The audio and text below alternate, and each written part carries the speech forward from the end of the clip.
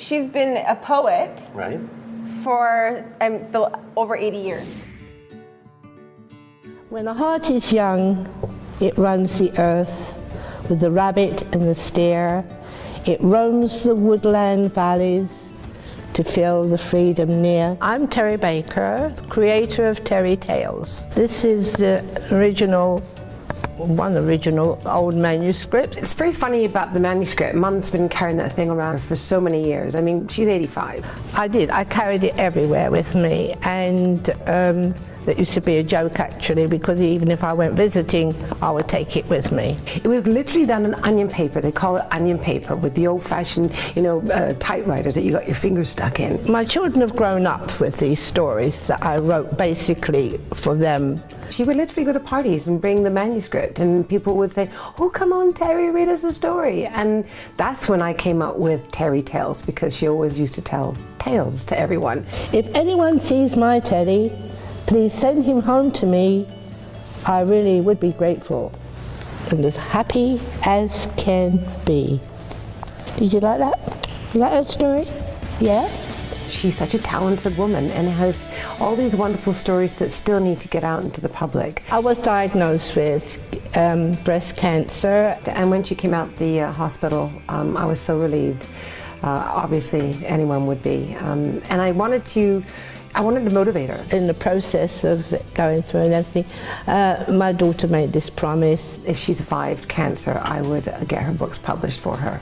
I suppose that was the inspiration that she gave me to pull through.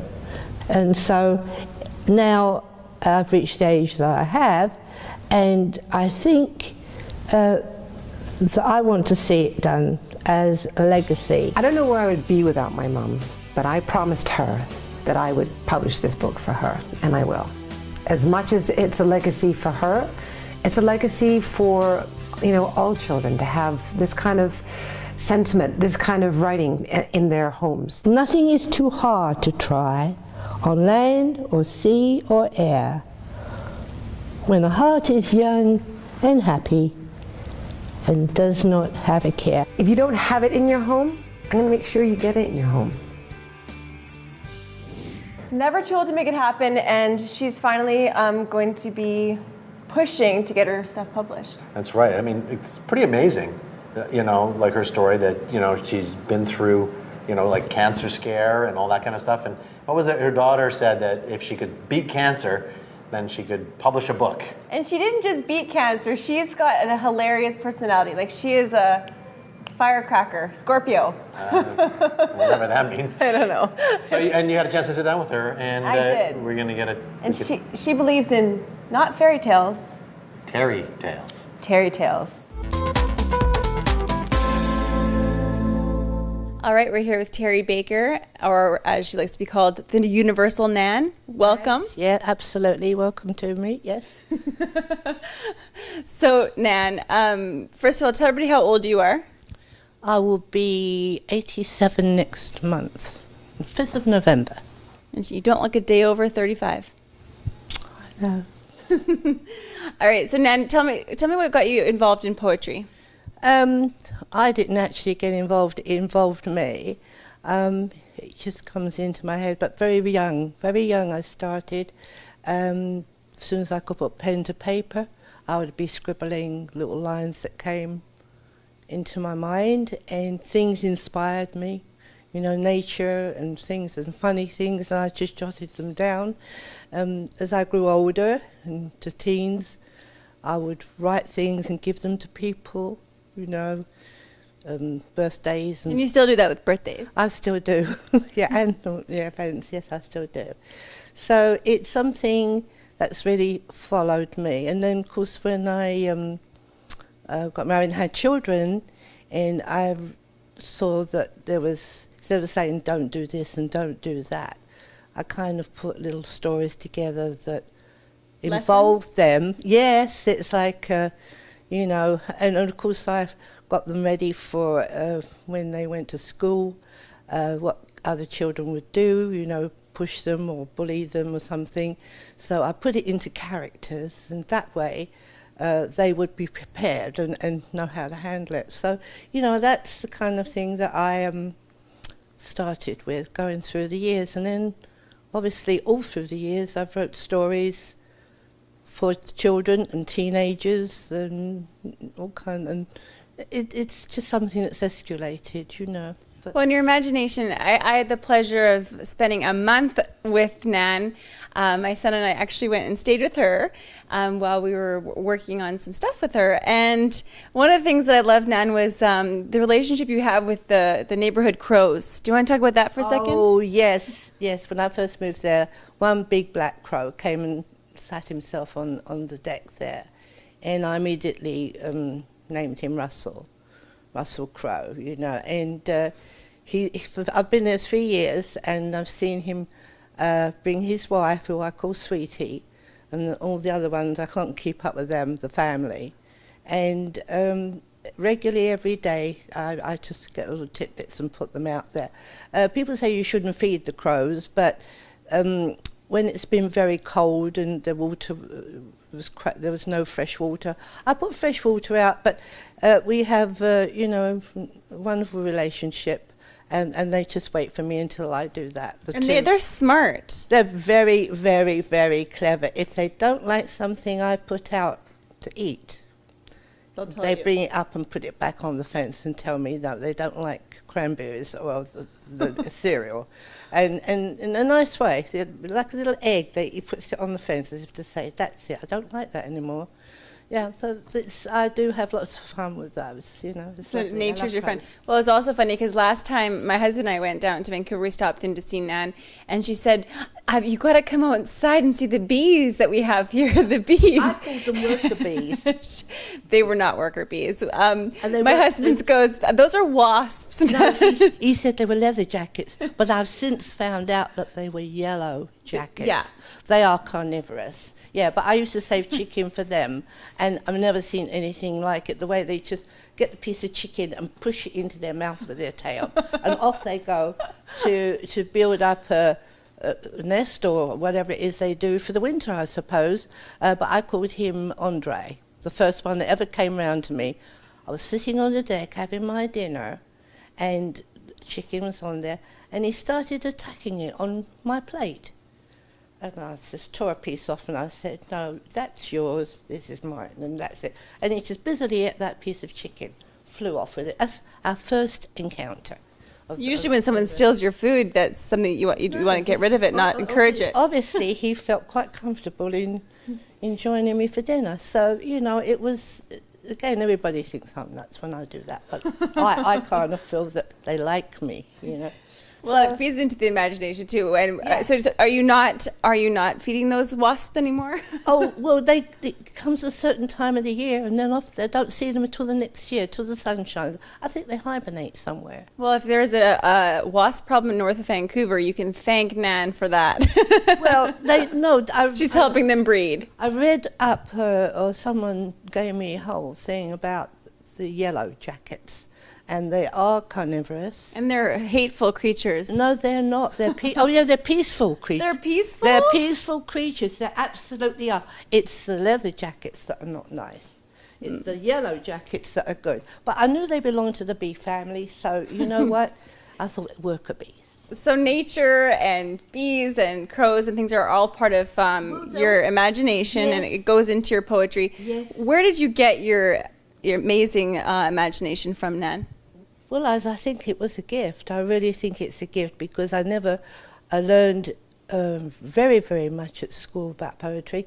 They give you lines of things, you know, like the Pied Piper of Hamelin. So I really didn't, I knew the poets, who they were, the books, because I made a point of getting them as I grew older.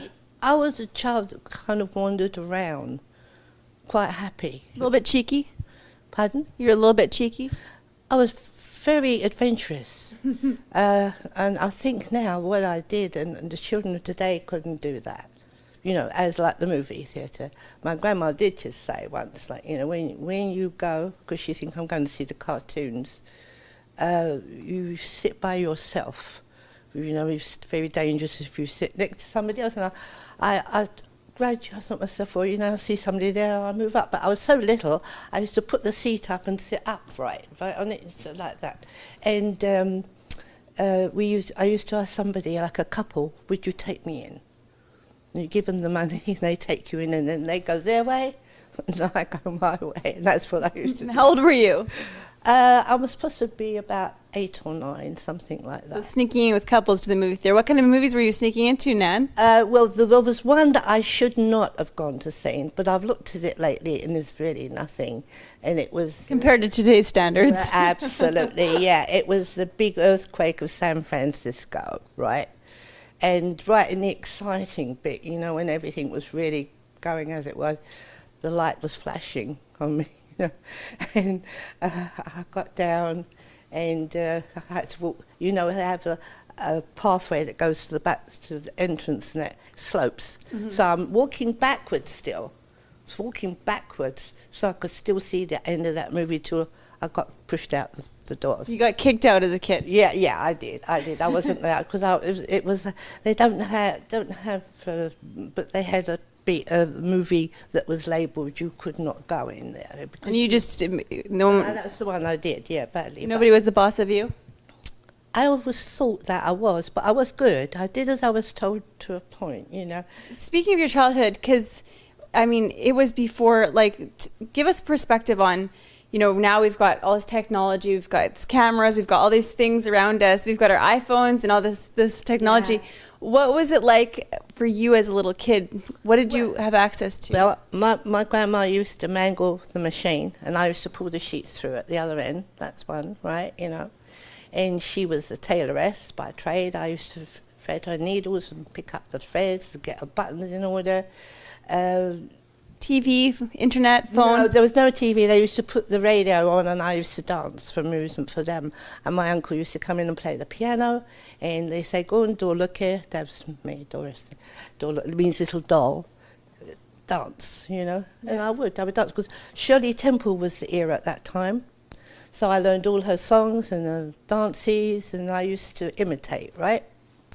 And my grandma used to say to me, you know, she used to buy me nice little black pattern shoes with pearly buttons on. And I always walked on my toes. Always loved walking on my toes. So she used to say to me, you do that more, I buy you boy shoes. But I did. And she bought me boy shoes. And I could stand on my toes better. So, you know, all things seem to work out well for me. It doesn't matter what people said I couldn't do or wouldn't do, I would Do it. do it, yeah. And it's sometimes better. So the inspirations that I got, I can't really explain that to you because... Well, there's no distractions for you because in our day now, we have access to everything, but it's kind of taking away from our own imaginations in some way because we don't have the time to explore our imagination because we're bombarded by technology. Absolutely, yeah. So, And you've got a radio and you're dancing to Shirley Temple. well, absolutely. That With a Lithuanian grandmother. yeah, and she used to be trying to get Vilnius on the radio, you know, listening to her language from all the way over there. But the thing is also, I can't explain, as I said, the inspiration, it comes to me. I could be doing the dishes, I could be making a bed, I could be doing something. I will stop immediately because it comes into my, a few lines come of what I feel, or what I'm doing, or what I'm seeing.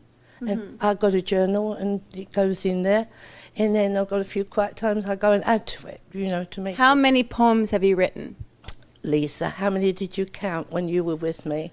And that I was there a month, so they were on rice paper. You made me up for the big manuscript of Manuscript. It's the manuscript of the very old stuff that I used to type on onion paper. Onion paper, that's right. Yeah. Right. And you preserved that for me, and then you put that on disk. You put it on something to put it in the computer, right? Yeah.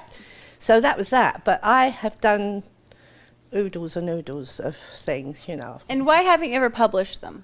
That's the point. I think many moons ago I did try, and I was told, well, have you had a book published? And I said, no. Well, it's very difficult.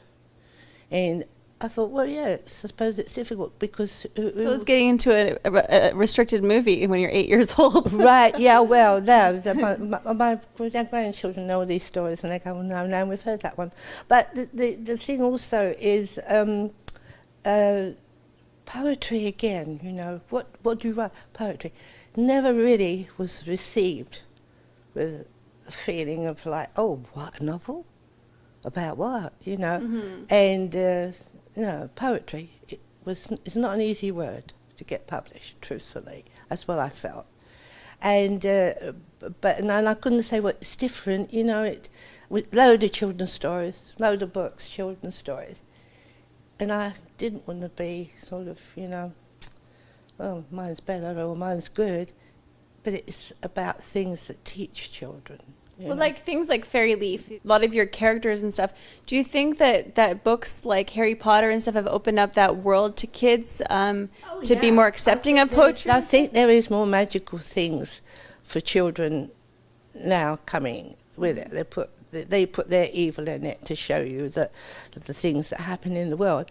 I did it through animals, you know, like the one that was Freddie Frog, and he was always interrupting.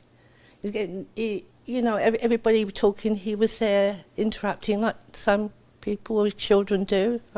Be one of them sometimes. But the thing is, all the animals got together and said they were fed up with it. So there's lessons in every... But funny at times, because somebody recognises themselves. Well, with your sense of humour. Well, I do make it funny too. And the funny thing too, my kids used to recognise themselves too. I got fed up with saying, you know, like, goodness Bad sake. girl. No, brush your hair, for goodness sake, or can't you do up your shoes yet? So I put this character in, and I don't know, my kid said, that sounds like me. And I said, yeah, it does a bit, doesn't it? But look what happens to her, you know, what she does, you know. And you see the clockwork working, wow. They're connecting. Yeah. Mum's not telling me. That's happening. The poetry's mirroring the behavior. Right, and the thing is too, you know, when babies are little and they start doing 1, 2, 3, 1, 2, it's melodious and it's rhythmic. Right. And this is what I try to do so that they repeat the lines very easy, because it follows in suit. Well, poetry's like math, right? Yeah, well, absolutely. It's you know, 1, 2, 3, 4, and that's the way you learn, and it's up to 10, and so on. Yeah. So kids are smarter when they read poetry? I would imagine so. In fact, I have read things in my latter years that is a good thing for children to learn, because it does give them memory. Do you think that your poetry has helped you? Because a lot of people, you know, when they get older, they start to lose it a little bit. Use it or lose it, right? It's not always older people that lose it either. It's absolutely not. I feel like I'm losing it a little bit right now, just being pregnant. As you mentioned earlier, with all this technology, and the staring at the screens and buzzing of the thumbs and doing the textings and everything, you know, it's like that's taken over. We're becoming dumber. No, I think you're becoming technically much cleverer. I mean, you know, I have to be shown how, oh, this is a different kind of microwave, like you did to me. You said, oh, you press this button, press that button. But do it so quickly, once I've done it, I've got it. Right. You know, and that, but... So we have access to more information and things, but... Babies today, you know, can't even talk or walk. They're still doing this, and, you know, they start young. And I'm not saying it's a bad thing. I am. Because I'm addicted. Where is your imagination? Mm-hmm. I mean, playwrights and in theatres and music that compose. But even when people go to those, they have their phones out. They're watching it through their phones. And they can make a tune with synthetic, you know, drums going and everything with just pressing buttons. So we need to bring your poetry back to life, get it off that onion paper, get it published. How are we going to do that? Do you have a website? Well, I do have a website, don't I, actually? Do you know what it is? Terry Tales. TerryTalesProductions.com. Productions, yeah. Yeah. And you can also find Nan on Facebook under Terry Tales. It's TERI. We'll just have the link right here. Yeah. Is there anything else that you want to add, Nan? Well, the thing is, we're talking children. I still feel that adults still read to their children. Some stories are boring for children. I'm not saying because I didn't write it, but, you know, like the cat sat on the mat and stuff like that. Well, that's okay, but where's your imagination? It's just a cat sitting on a mat, right? Why is the cat sitting on the mat? Well, got nowhere else to go, I suppose. They've all got the chairs and he's got nowhere else to go. That's how I would look at it, but that's... So do you think that people can bring back their imaginations to life by reading your poetry? Yeah, I think so. I think they would enjoy it, and I think they would associate their own childhood with it. I hope I haven't talked too much, but there you go. We'll ask our camera guys back. Are we all right, buddy? Did I do good? Do you need a back rub from Nan?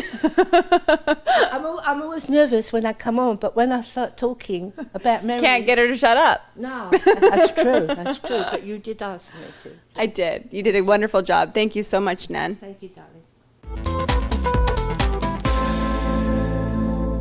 Isn't she cute? That's so good. Yeah. It's inspired. That's it. I'll write a novel now. Yeah. Thank you. So, Okay. Nan, Doug's going to go write his book. Let's get this book published.